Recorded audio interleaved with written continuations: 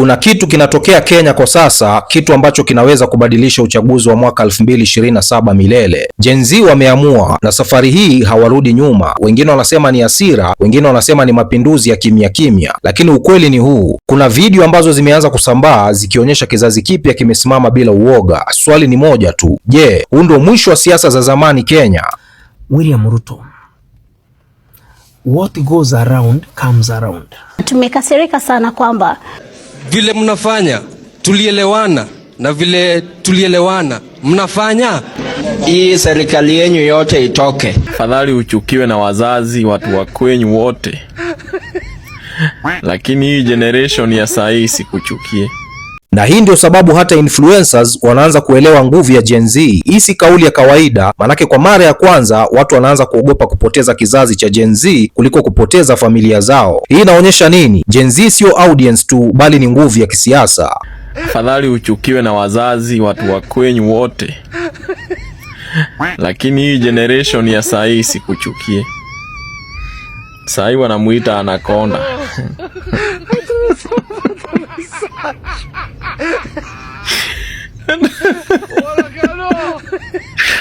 Hata hawajali ni baba ya watu. Hawajali ni mzazi wa mtu, wanamuita tu hivyo. Na wako sawa. Na they don't care. Anakonda. Na wako kabisa, mtu hadi anacheka.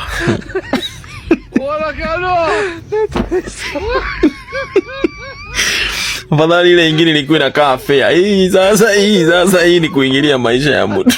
Hii sasa mweza kuingia person.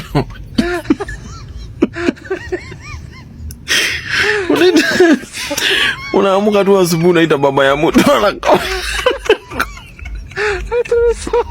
Na kama ulikuwa unafikiria hizi ni kelele za mitandaoni tu, angalia hii video inayofuata. Manake hii ni tofauti. Zamani viongozi walikuwa wanaongea, vijana wanasikiza. Leo vijana ndio wanatoa lecture, viongozi wanasikiza. Na hii ndio inatisha watu wengi.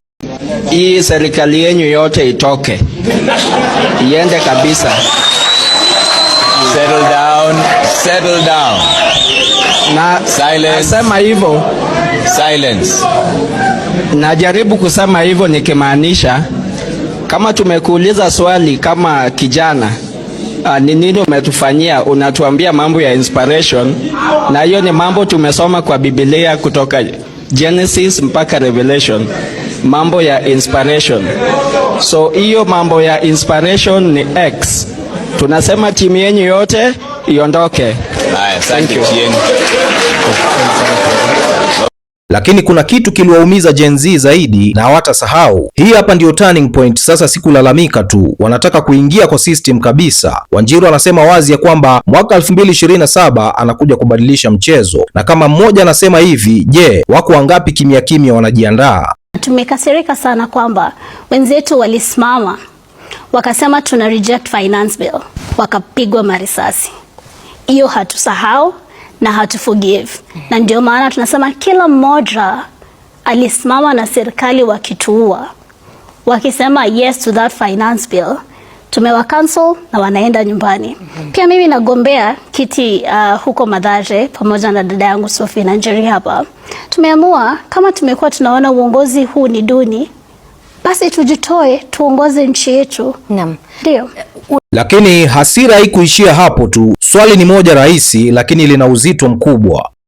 Vile mnafanya tulielewana, na vile tulielewana mnafanya. We agreed on employment on youths, nyinyi mnafanya Nyota Fund yenye sisi haitusaidii. All right, Charles, let's start with closing remarks. It's almost midnight. Thank you. Thank you. It's almost midnight now. Tafadhali, it's almost midnight. We can't go. Upande huu nao wanawaambia vijana wasijali, lakini system yenyewe iko tayari kweli. IEBC walishinda wakituambia tuchukue kura.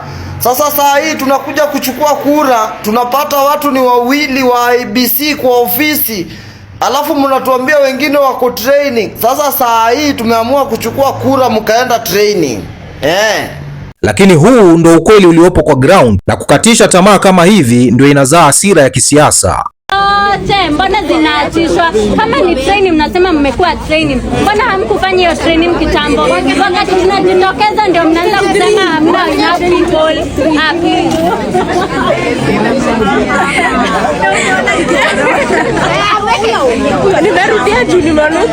Na sasa wengine wanaanza kuikumbusha historia, maneno mazito ati what goes around comes around. Swali ni je, hii ni siasa au ni kisasi kinarudi? Manake kwa mara ya kwanza katika historia ya Kenya, uchaguzi haujadiliwi na wanasiasa bali unajadiliwa na vijana, na wameshaamua mapema. William Ruto, what goes around comes around. Unakumbuka venye ulifanyia Uhuru Kenyatta ukiwa his deputy president? Ulimuonyesha madharau. You campaigned against Raila Odinga wakiwa you campaigned against the handshake. You said wale ni watapeli, uliwaita waongo, uliwaita ni wanafiki, uliwaita ni watu hawaelewi agenda ya Kenya. Ukasema they are lords of poverty, impunity. You dismissed Raila Odinga pamoja na Uhuru Kenyatta. Ukasema Uhuru Kenyatta ni mlevi, haelewi jinsi ya kupeleka Kenya mbele. Ukasema ni mtu akikunywa zake hapa anakaa hivyo, inji inakaa hivyo, eti ndio watu tutaachia inji ya Kenya. You called Raila Odinga names. Mbona unakasirika leo hii? Rigathi Gachagua ambaye alikuwa deputy president wako wewe. So ukiona Gachagua sahi anakukosoa, akikuita majina, akikuambia venye anafaa kukuambia, ni vile venye ulikuwa unaambia Uhuru Kenyatta ukiwa deputy president.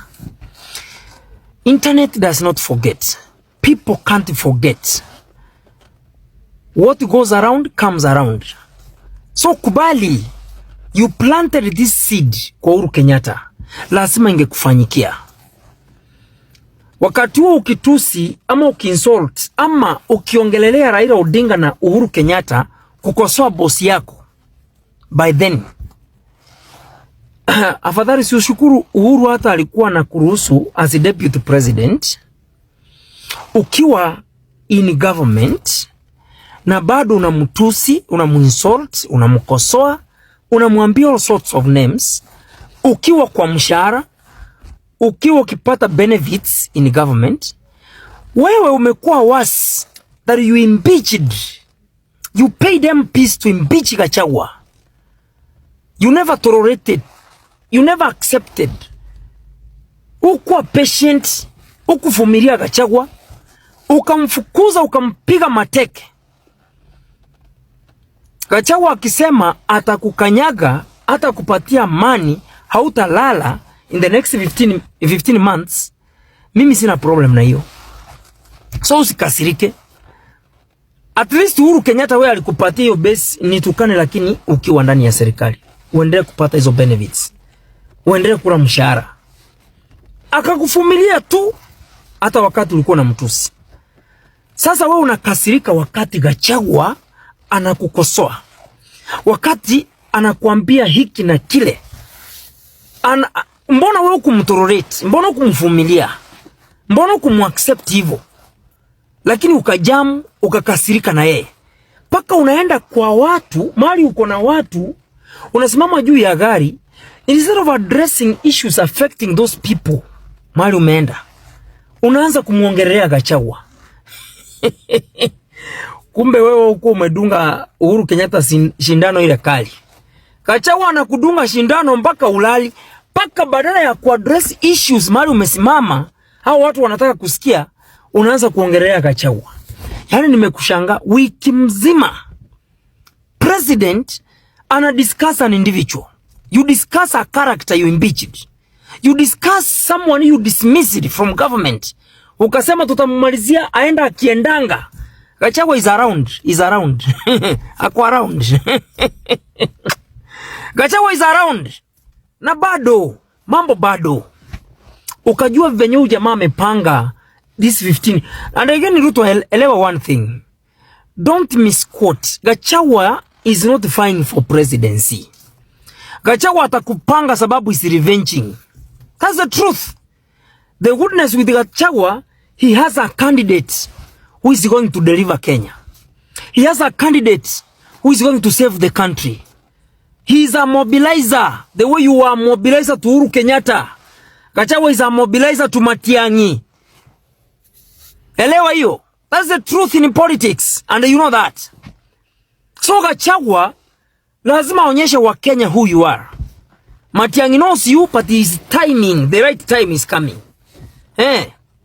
Kalonzo wako hapa, wanakuelewa. Martha Karua anakuelewa kuliko wote. But Gachagua ni moto wa kuotea mbali sababu is practical. He can face you head on. And you never saw this coming. It is here now. Pambana nayo. Hiyo ni hali yako. You planted the seed, imegerminate. So Gachagua hata kuruhusu. Na hiyo mti imemea mpaka iko na branches. That's why unaona akina Methu, akina Nyoro, kuna watu wengi, akina Malala. Hiyo mti, hiyo seed uliplant imemea, imekuwa na branches. Haita kuruhusu waendelee. Sasa niambie ukweli, je, Gen Z wameamua au hii ni hasira ya muda tu? Na kama uchaguzi ungefanyika leo, ungepiga kura au ungekaa kando? Niachie maoni yako kwenye comment section, na kama bado hujatufollow au hujasubscribe hapa Mizuka Media, basi hakikisha unafanya hivyo, manake hii ndio media ya ukweli usiosemwa popote. Bwana, mimi naitwa Rich Mizuka, sauti ya vijana wa Afrika Mashariki. Namba 1 ni mimi, namba 2 ni mimi, namba 3 ni mimi, 4 na 5 na waachia nyinyi hapo. Bwana, tukutane kwenye video ijayo. Nikawaita wakanasema hawataki kuja kuzungumza na mimi. Wanaendelea kusema wao ni faceless, wao ni formless, sijui wako nini. Do you guys know that June 25th is coming up? That big man there, anajiita Ruto. That is the man we are looking for.